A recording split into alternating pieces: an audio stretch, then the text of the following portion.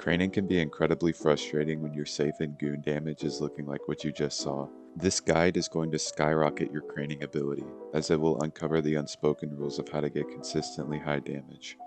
This video is all about orientation. What do we mean by that? Well, all safes in the room are oriented in a certain direction, and that actually has an impact on how much damage you get. For example, you can throw a safe directly at the CFO and deal exactly no damage, but flip that safe around and you're getting around 49 damage. We'll go more in depth on that. I will also be discussing Goon Orientation and how it works for main cranes and side cranes. Before we start talking about orientation, it's important to know what the crane positions are. An easy way to know if you're on a front or back crane is to pay attention to where the front door is. If you're on a crane and you cannot see the front door, you're on a front crane. If you're on a crane and you can see the front door, you're on a back crane.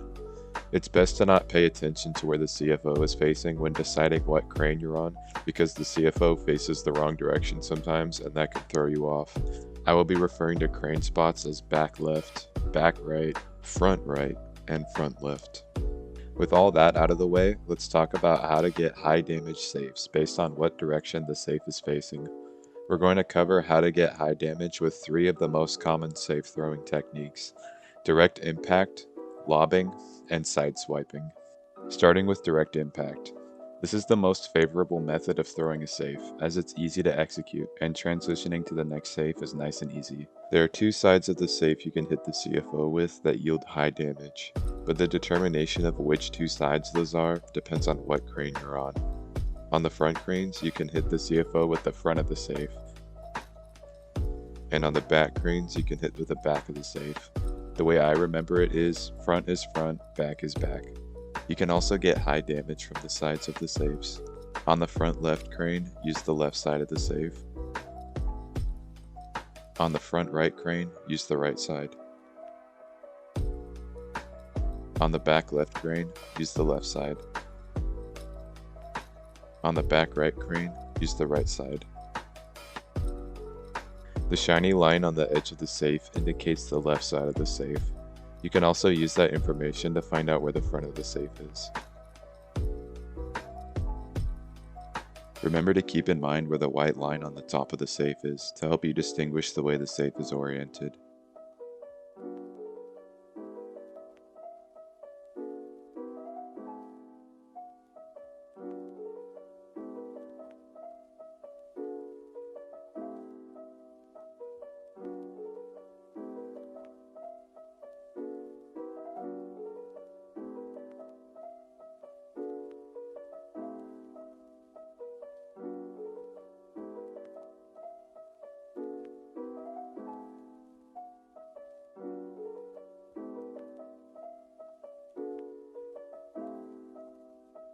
Now what if the safe is facing an unfavorable direction?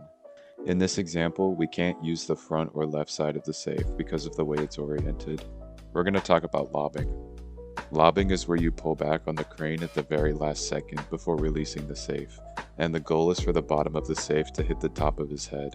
The more square with the top of his head the impact is, the higher the damage. Lobbing, if done correctly, guarantees high damage every single time, no matter what crane you're on. This may seem overpowered, but there are actually drawbacks to this.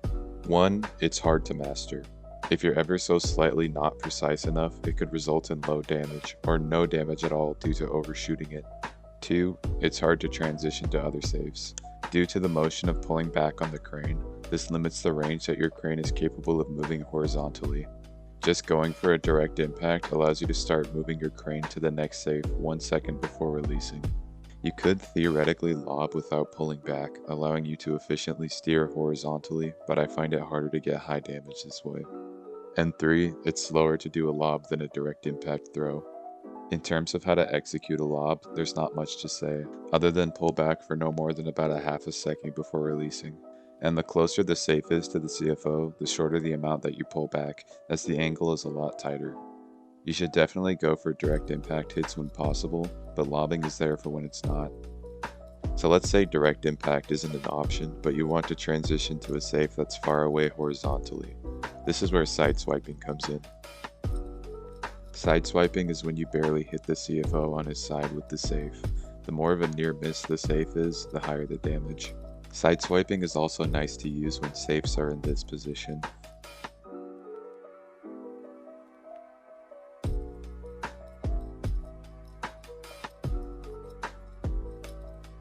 The drawbacks to sideswiping are similar to lobs. It's hard to master. You're likely to completely miss the safe or accidentally do more of a direct impact, leading to little to no damage. Sideswiping damage varies a lot, so you should try to lob when possible for a better guarantee at high damage. It's time to switch gears and talk about Goon Orientation. For main cranes, there's not much to say at all, because everything we learned about for safe orientation applies here as well.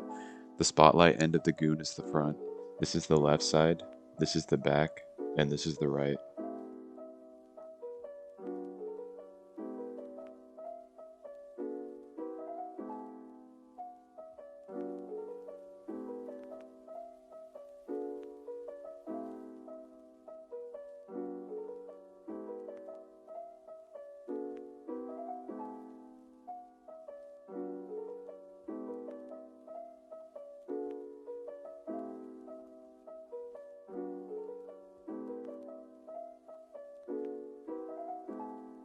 Now onto side crane orientation. Direct impact, lobbing, and side swiping are also methods of throwing goons on the side crane. Starting with direct impact, again, the best method of throwing objects in craning. This is a little bit different compared to main cranes. The goon's spotlight has to be facing left in order to get the stun. This applies to both side cranes and corporate class CFOs. Be cautious of the way the magnet is rotating. If you pick up a goon as the magnet is rotating, it could change the orientation of the goon.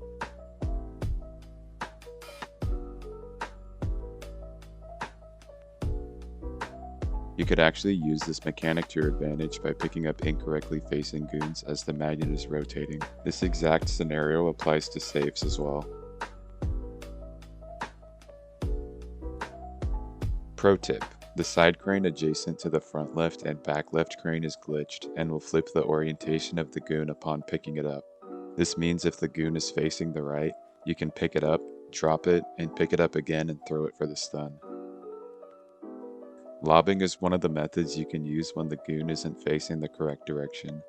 This is my personal favorite method of throwing incorrectly facing goons because it takes a bit longer for the goon to connect, which gives you slightly more stun time on the main crane.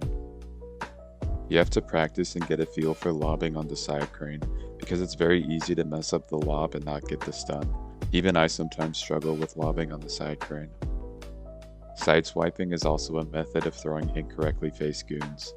The CFO hitbox is pretty wide on the side crane, so you can throw it pretty far to the left or right without it missing. The same drawbacks apply to sideswiping on main cranes. You're prone to completely missing it. Lobbing and sideswiping on the side crane have their own benefits. Experiment with both methods and find which you like the most. One last tip for side cranes is, the default position of the magnet allows you to simply push the magnet forward and have enough momentum to stun without needing to pull back. This is most useful for getting stuns when the goon is close to the CFO. However, if the goon is far away from the CFO, you do have to pull back. We've reached the end of the tutorial. That was a mouthful of information, so please let me know in the comments if you have any questions, or DM me on Discord. This is one of the most important guides to study if you're serious about getting better at craning. Knowing how to get consistent high damage will make you a dangerous player on the field. Catch y'all in the next video, and as always, thanks for watching.